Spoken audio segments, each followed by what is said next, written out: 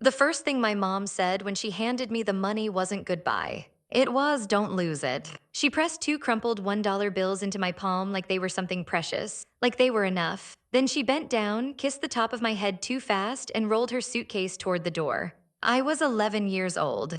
I remember standing in the hallway barefoot, watching her pull on her jacket. My heart was beating hard, but I didn't know why yet. I just knew something felt off. Like when you miss a step on the stairs but don't fall. That sharp pause in your chest. You'll be fine, she said, already smiling. We'll be back before you know it. Away? That meant her and my stepdad, Europe 1 whole month. I looked down at the money again. $2, no note, no list, no numbers written on my hand, just two thin bills warm from her fingers. Who's coming to check on me? I asked. She stopped for half a second, not long, just enough. Oh, she said, waving her hand like I'd asked something silly. You're old enough, you know how to take care of yourself. Old enough. She said it like it was a compliment, like it erased the tight feeling in my stomach, like it magically filled the fridge or made nights less quiet. Then the door closed. I stood there listening to the sound of the car pulling away, gravel engine gone. The house felt different immediately, too quiet, like it was holding its breath. I walked into the kitchen, opened the fridge. There was half a bottle of ketchup, some old leftovers I didn't recognize, and a carton of milk that smelled funny. The pantry had a few cans I didn't know how to open and a bag of rice with a hole in the bottom. I told myself not to panic. Adults always said panic was for babies. I put the $2 on the counter and stared at them. I tried to think like an adult. Adults didn't cry, adults made plans. I grabbed a notebook from my backpack, the one I used for school. I flipped to a clean page and wrote the date at the top. I don't know why I did that, I just felt like I should remember this day.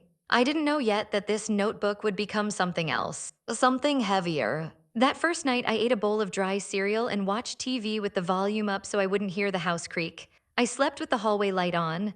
I told myself it was temporary, just a few nights, just a test. By the third day, the milk was gone. By the fourth, my stomach hurt all the time. By the fifth, I stopped feeling hungry and started feeling scared. I texted my mom once, just once. Hey, when are you calling? She sent a picture back instead. Her smiling in front of a big building I didn't recognize. A caption about how beautiful everything was. No question about me. That's when something inside me shifted. Not anger yet, not revenge, just a quiet thought that scared me more than being alone.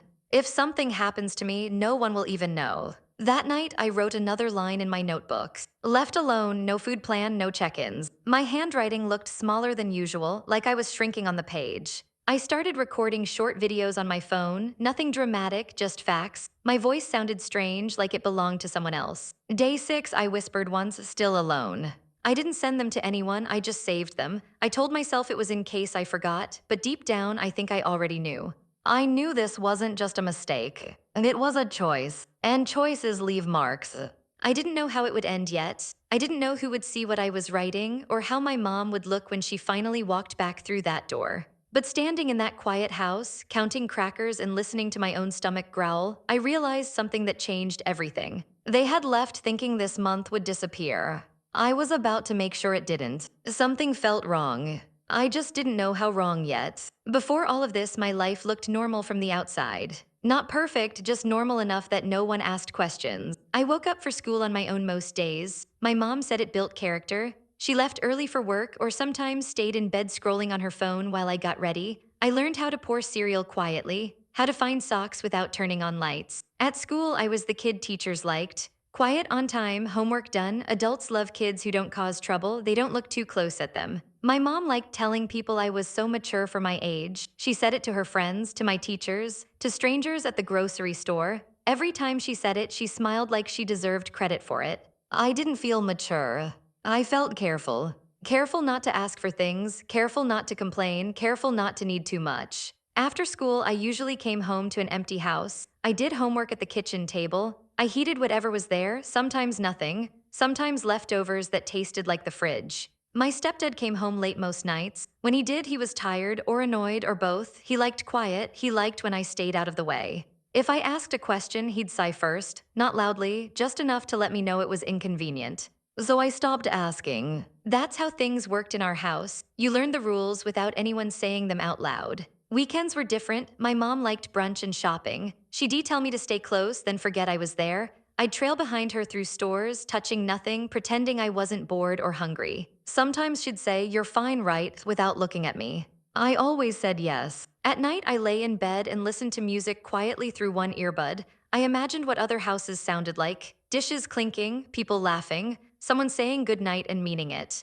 But nothing felt wrong enough to complain about. That's the part people don't understand. There was no yelling, no hitting, no obvious disaster. Just distance.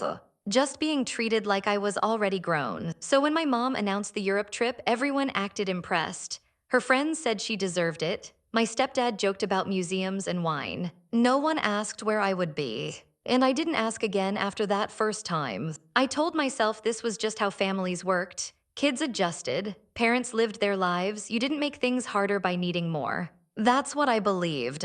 Standing in my kitchen, days later, counting how much rice I had left, I realized something slowly sinking in. This wasn't a sudden problem. It was just the first time their normal left me completely alone. And once I saw that, I couldn't unsee it. By the end of the first week, I stopped checking the clock. Time felt useless when no one was coming home. I started noticing things I'd never paid attention to before. Little gaps, little lies I'd told myself without realizing it. Like how my mom never actually set a date she'd return, just before you know it. Like how she didn't leave a number for anyone else. No aunt, no neighbor, no backup. I stood in the hallway one afternoon, holding my phone, scrolling through my contacts. I stopped on my mom's name, then my stepdad's, then my grandma's, who lived 3 states away and always said she'd call more. I didn't press anything. Something in me didn't want proof that no one would answer. Instead, I walked through the house like I was seeing it for the first time.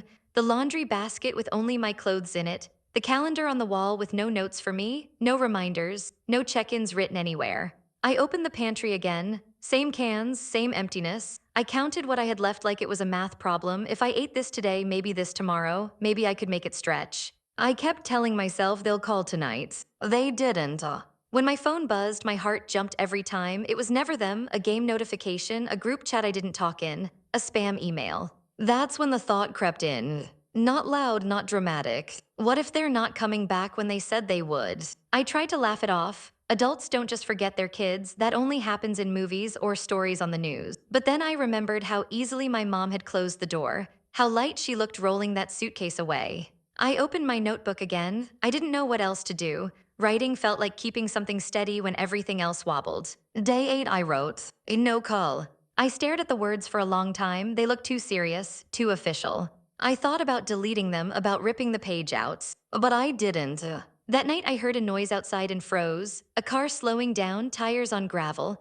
I rushed to the window, heart pounding, and pulled the curtain back. It wasn't them. Just someone turning around in the driveway across the street. I slid down against the wall and hugged my knees. I didn't cry. I felt past crying, like my body was saving energy. I started wondering what would happen if I got sick, or hurt, or just didn't wake up one morning. Would anyone notice? Would my mom see it as an inconvenience? Another thing she'd have to explain away with a smile. I recorded another video that night. My voice was quieter this time. If something happens, I said, staring at the camera, I want it to be clear I didn't choose this. I stopped the recording and sat there in the dark. That's when the fear changed shape. It wasn't just about being alone anymore. It was about realizing that if I stayed quiet, this would be easy for them to deny. And I wasn't ready for what that meant yet. The first real crack came on day 10. Not a big moment, not a scream or a disaster, just a small thing that landed too hard. I woke up dizzy. The room spun when I sat up. My mouth felt dry, like I hadn't had water in days. I stood too fast and had to grab the bedpost to keep from falling. I laughed under my breath, a weak, stupid sound. Get it together, I told myself, you're fine. But I was. I shuffled to the kitchen and opened the fridge again, even though I already knew what was inside. Empty shelves don't magically refill overnight. Still, I stared like I might have missed something. Nothing. I poured water from the tap and drank it slowly, waiting for the lightheaded feeling to pass. It didn't. My stomach twisted, not with hunger exactly, but with something heavier. That's when I noticed the envelope on the counter. White, folded once, my name written on it in my mom's handwriting. I stared at it for a full minute before touching it. Inside was a sticky note. Emergency money, don't spend it all at once, proud of you. $2. That's when it hit me. This wasn't forgetfulness. This wasn't poor planning. This was intentional. She had decided that $2 was enough, that I would figure it out, that my fear was worth less than her comfort. My hands started shaking. I slid down into a chair and pressed the note flat against the table, like if I smoothed it enough, the meaning would change. Oh, it didn't. I grabbed my phone and checked the date, checked the time difference. It was afternoon for them, middle of the day, perfectly reasonable time to call your kid. I dialed. It rang once, twice, then voicemail. I didn't hang up right away. I let it ring until it stopped on its own, like I was giving them every possible chance. I didn't leave a message. Instead, I opened my notebook and wrote faster than before.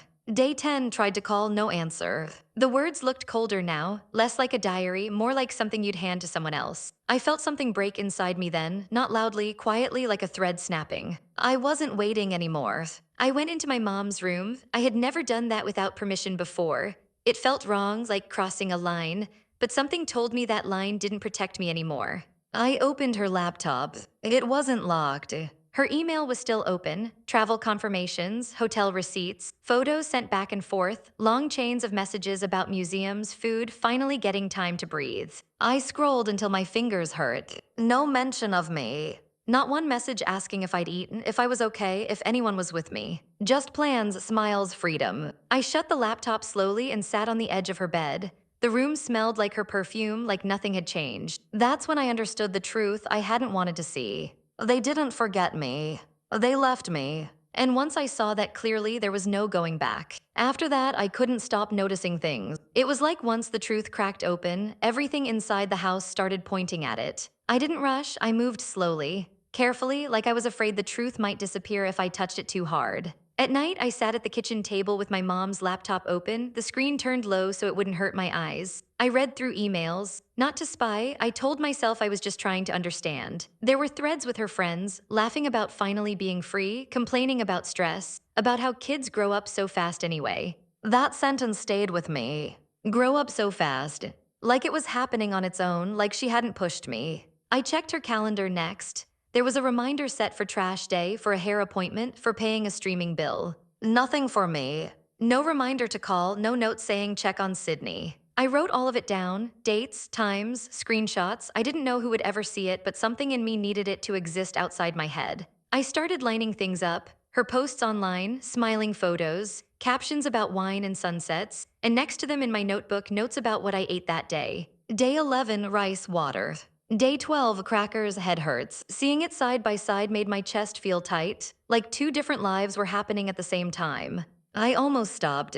There were moments when I closed the laptop and told myself this was too much, that I was being dramatic, that kids were supposed to trust their parents, not build cases against them. I missed her, that part hurt more than anything. I missed the idea of her at least. The version of my mom who laughed sometimes and hugged me when no one else was around. The one I kept hoping would suddenly realize what she'd done and come home early. But then I'd open the fridge again, or feel my hands shake when I stood up too fast. And I kept going. One night, I tried to count how many days it had been since someone had looked me in the eye and asked if I was okay. I couldn't remember. That scared me more than the hunger. I recorded another video, my voice sounded flat now, tired. I'm not doing this to get anyone in trouble, I said, even though no one was watching yet. I just need someone to know what this feels like. I paused, swallowing. I'm still here. After I stopped recording, I sat in the dark and wondered something I hadn't allowed myself to think before. If I didn't do this, and if I didn't keep proof, would they come back and tell everyone I was fine? And would everyone believe them? That thought kept me awake until mornings. The twist didn't come with shouting or sirens. It came with a knock. 3 slow knocks on the front door late in the afternoon. Not loud, not angry, just firm enough to make my heart jump into my throat. I froze. I hadn't heard the doorbell ring in days. No packages, no visitors, no one had any reason to come here. I stood in the hallway, holding my phone like it could protect me. My first instinct was to stay quiet, pretend I wasn't home. That's what I always did when I didn't know what to say. The knock came again. I walked to the door and looked through the peephole. A man stood there with a folder under his arm. He looked normal, too normal, not scary. That somehow made it worse. I opened the door just a crack. Hi, he said softly, are you Sydney? I nodded. My name is Mr. Collins. I'm from your school. School? The word made my stomach drop. I've been trying to reach your mom, he said, glancing past me into the house. She didn't answer. We got concerned. Concerned? No one had ever said that word about me before. He asked if he could come in. I stepped aside without thinking. The house felt suddenly exposed, like it was being seen under bright lights. He looked around, the empty counter, the quiet rooms, the notebook on the table. Are you here alone? He asked. I hesitated. That old reflex kicked in. Protect them, make it easier. Say yes, but not too much. Yes, I said, then added quieter, they're in Europe. For work, he asked. No, I said, vacation. His face changed just a little enough. How long? A month, I said. It's been almost 2 weeks. He pulled out a chair and sat down slowly, like he needed to be grounded. Who's checking on you? I shook my head. What about food? I laughed once, a short, embarrassed sound. I'm trying. That's when the words finally landed. Trying wasn't enough. He asked more questions, simple ones. When was the last time they called, what money they left, whether I felt safe. I answered honestly for the first time. He listened without interrupting, without correcting me, without saying things like they probably didn't mean it. Then he said something that made my chest go tight. This isn't okay. I stared at him. Adults didn't usually say that. They explained things away, they softened it. This is neglect, he said gently, and I need to report it. Report it. The word felt heavy, permanent. My first thought wasn't fear, it was relief, sharp and sudden. Someone finally saw it. He asked if I had any proof, anything written, anything saved. I slid my notebook across the table. And that's when I realized something that made my hands shake. I hadn't been preparing to survive. I'd been preparing for this moment. And once it started, there was no stopping it. When he said he had to report it, my chest went tight. Not because I didn't understand why. Because part of me still wanted to protect them. I stared at my notebook on the table like it belonged to someone else. Like if I pulled it back, this could all rewind. Like my mom could still walk through the door laughing about how dramatic I was being. You don't have to decide everything right now, Mr. Collins said, but I need to make sure you're safe. I'll save. The word sounded strange, heavy, like it came with rules and consequences and people asking questions I didn't know how to answer. What happens to them, I asked. He didn't dodge it. There will be an investigation, he said. They'll be contacted, they'll have to explain why you were left alone like this. I imagined my mom's face reading an email from someone official, the smile dropping, the confusion turning into anger, her saying my name like I'd betrayed her. A wave of guilt hit me so hard I had to grip the edge of the table. She didn't mean it, I said quietly. She just thought I could handle it. Mr. Collins nodded. Intent doesn't erase impact. That sentence stayed with me. Intent doesn't erase impact. He asked if I wanted to call my mom right then, or if I wanted help first, or if I wanted someone else with me. Every option felt wrong. If I called her, she'd talk fast, she'd de-explain, she'd make me feel small. She always did that without trying. If I stayed quiet, this would keep happening. I looked down at my hands. They were thin, pale mines. I don't want to lie anymore, I said. The words surprised me. I hadn't even realized how much I'd been lying, smiling at school, saying I was fine, pretending $2 was enough. I just wanted to stop, I added. He nodded once, like he respected that. That's when the phone calls started, to someone else, to someone above him, words like minor, unsupervised, extended absence. I sat there listening, my heart pounding, knowing every sentence was a door closing behind me. Part of me wanted to run after those doors, slam them open, apologize. But another part of me felt steady, still scared, still sad. Just not invisible anymore. When he asked one last time if I was okay with moving forward, I took a breath and said yes. And in that moment, I knew something. Whatever came next would hurt, but going back to silence would hurt more. And I wasn't willing to do that again. Section 8 Justice. They came home 3 days later. Not because they missed me, because someone had contacted them. I wasn't there when they first unlocked the door.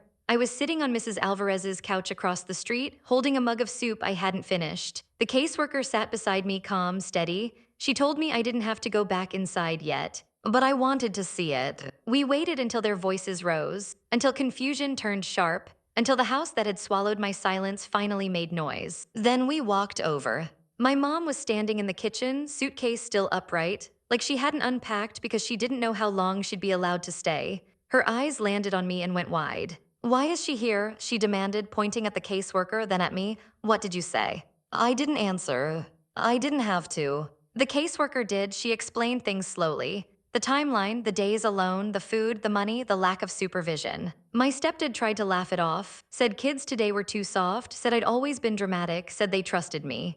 Trusted me. That word tasted bitter. My mom cried, loud at first, then quietly. She kept saying my name like it was a spell, like if she said it enough times, this would stop. I didn't think it was that bad, she said. She never complained. The caseworker nodded. Many children don't. That was it. That was the moment something shifted. Because for the first time, someone said out loud what I'd lived with for years. They told my parents there would be conditions, supervision, classes, check ins, that I wouldn't be staying with them for now. Not punishment, safety. My mom reached for me, I stepped back. Not because I hated her, because I was tired of reaching first. Later, in a quiet room, the caseworker asked if I wanted to say anything directly. I thought about all the speeches I'd imagined, all the things I could throw back at them. I didn't do any of that. I just said I needed you and you weren't there. No yellings, no drama.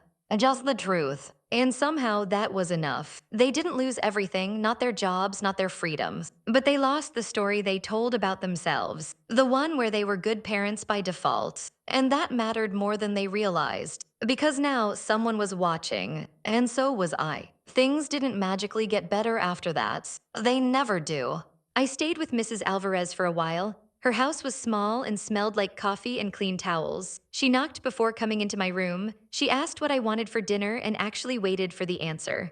At first, I didn't know how to respond to that. I kept expecting the floor to fall out, for someone to say this was temporary, that I'd better not get used to it. But no one did. My parents were allowed to call sometimes, supervised, timed. My mom cried through most of them. My stepdad stayed quiet. When he spoke, it sounded like he was choosing his words carefully for the first time in his life. They said they were sorry. I believed they meant it in their own way. But sorry didn't erase the nights I'd counted crackers, or the way my heart still jumped when a phone buzzed, or how I flinched when someone said, "You'll be fine." At school, nothing looked different. Same desks, same hallways, same teachers. But I felt different. Lighter in some ways, heavier in others. I didn't write in my notebook as much anymore. I didn't need to. The truth wasn't trapped in my head now. It lived in files and reports and the memory of adults who couldn't unknow it. Sometimes I missed my mom so much it hurt in my chest. Not her voice, not her habits. The idea of her. The version of a mother who would have stayed. And sometimes I felt guilty for what happened next. For the rules they had to follow. For the looks they got from people who suddenly asked questions. But then I remembered something important. I didn't create the situation. I just stopped hiding it.